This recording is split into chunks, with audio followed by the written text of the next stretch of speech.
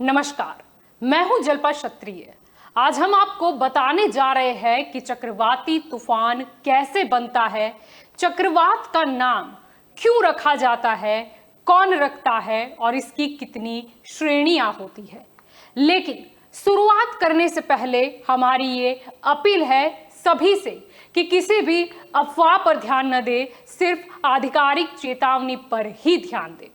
तो शुरुआत करते हैं कि आखिर बिपरजॉय क्या है, इसका नाम बिपरजॉय ही क्यों पड़ा, किसी तूफान को नाम कैसे दिया जाता है, तूफानों को नाम देने की शुरुआत कब से हुई, आइए बताते हैं आपको। तो सबसे पहले कैसे आता है चक्रवाती तूफान। अगर इस बारे में आपको बताएं तो समुद्री जल का तापमान बढ़ने पर इसके ऊपर मौजूद हवा गर्म हो जाती है, यह ऊपर की ओर उठने लगती है तो उस जगह कम दबाव का क्षेत्र बनने लगता है। इसे भरने के लिए पास की ठंडी हवा कम दबाव वाले जगह की ओर बढ़ने लगती है। गर्म और ठंडी हवाओं के मिलने से तूफान का जन्म होता है और यही तूफान तेज हवाओं के साथ बारिश भी लाता है। अब आपको बता दें कि क्यों दिया जाता है चक्रवात का नाम। तो चक्रवात तूफान के बारे में भविष्यवाणी और भ्रम की स्थिति से बचने के लिए चक्रवाती तूफान का नाम दिया जाता है। एक समय में एक से ज्यादा चक्रवाती तूफान उठ सकते हैं। चक्रवात का नाम पता रहने पर सटीक भविष्यवाणी की जा सकती है। बता दें कि चक्रवातों का नाम ज्यादातर उन क्षेत्रों के नाम पर रखा जाता है जहां से चक्रवात बनते हैं। ये ज्यादातर समुद्र या नदी के क्षेत्र से ही बनते हैं। अब प्रश्न आपको यह भी होगा कि ये बिपरजॉय क्या है। तो आपको बता दें कि अरब सागर में इस साल उठे पहले चक्रवात को बिपरजॉय का नाम दिया गया है। पिछले कुछ दिनों में अरब सागर में रहने के बाद ये चक्रवाती तूफान 6 जून की देर रात तेज हो गया और इसके बाद इसे साइक्लोन बिपरजॉय नाम दिया गया। बिपरजॉय बांग्ला भाषा का शब्द है जिसका अर्थ होता है आपदा। इस खतरनाक होते तूफान को बिपरजॉय नाम बांग्लादेश द्वारा ही दिया गया है। अब प्रश्न आपको यह भी होगा कि कौन देता है किसी तूफान को नाम। तो आपको बता दें कि इस चक्रवात का नामकरण विश्व मौसम विज्ञान संगठन यानी कि WMO द्वारा जारी किए गए आदेश के अनुसार किया गया था।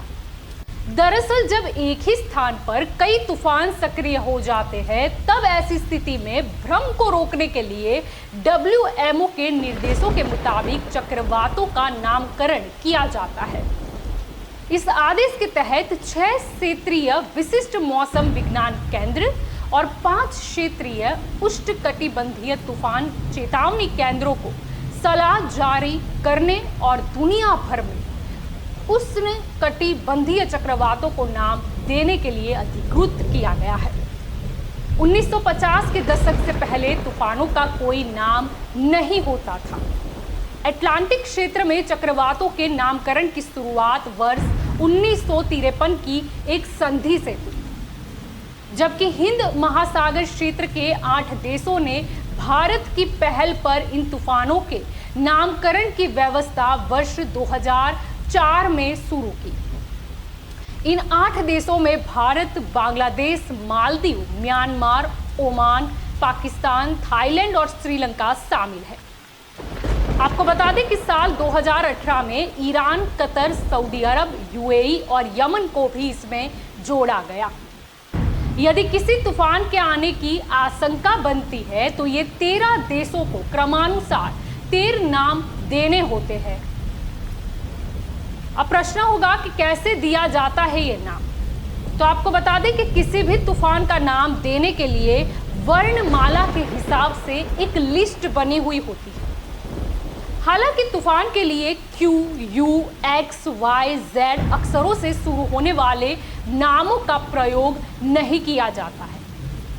अटलांटिक और पूर्वी उत्तर प्रशांत क्षेत्र में आने वाले तूफानों का नाम देने के लिए 6 सूची बनी हुई है और उसी में से एक नाम को चुना जाता है। अटलांटिक क्षेत्र में आने वाले तूफानों के लिए 21 नाम मौजूद है।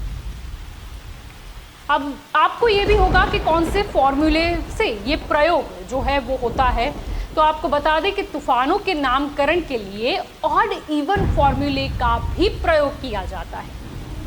इवन साल जैसे कि अगर 2002, 2008, 2014 में अगर चक्रवाती तूफान आया है तो उसे एक पुलिंग नाम दिया जाता है। और वहीं ऑड साल जैसे कि 2003, 2005, 2007 में अगर चक्रवाती तूफान आया है तो उसे एक स्त्रीलिंग नाम दिया जाता है। एक नाम को 6 साल के अंदर दोबारा इस्तेमाल नहीं किया जाता है, जबकि अगर किसी तूफान ने बहुत ज़्यादा तबाही मचाई है तो फिर उसका नाम हमेशा के लिए हटा दिया जाता है। Bharat, Pakistan, Sri Lanka, Bangladesh, Thailand, Myanmar, Oman और मालदीव ने तूफानों के नामों की लिस्ट बनाकर विश्व मौसम विज्ञान संगठन को सौंपी है। जब इन देशों में कहीं पर तूफान आता है तो उन्हीं नामों में से बारी बारी से एक नाम को चुना जाता है। क्योंकि इस बार नाम देने की बारी बांग्लादेश की थी, इसीलिए बांग्लादेश के सुझाव पर इस तूफान का नाम बिपरजॉय रखा गया। ये सूची आगामी 25 साल के लिए बनाई जाती है। 25 वर्षों के लिए बनी इस सूची को बनाते समय ये माना जाता है कि हर साल कम से कम 5 चक्रवात आएंगे और इसी आधार पर सूची में नामों की संख्या तय की जाती है। अब आपको यह भी प्रश्न होगा कि कितने श्रेणी के होते हैं तूफान, तो आपको बता दें कि चक्रवाती तूफान को हवा की रफ्तार के अनुसार 5 श्रेणियों में बांटा गया है। पहली श्रेणी में तूफान की रफ्तार 119 किलोमीटर से 153 किलोमीटर की होती है। दूसरी श्रेणी में 154 से 177 किलोमीटर प्रति घंटे की होती है। तीसरी श्रेणी में 178 से 208 किलोमीटर की रफ्तार वाले को रखा गया है। 209 से 251 प्रति घंटे की रफ्तार वाले साइक्लोन को चौथी श्रेणी में रखा गया है, जबकि 252 किलोमीटर प्रति घंटा या उससे ज्यादा की रफ्तार वाले तूफान को 5वीं श्रेणी में बांटा गया है। जरूरी है कि चक्रवात से जुड़ी हर खबर से आप अपडेट रहे और हम हर खबर आप तक अवश्य पहुंचाएंगे। नमस्कार।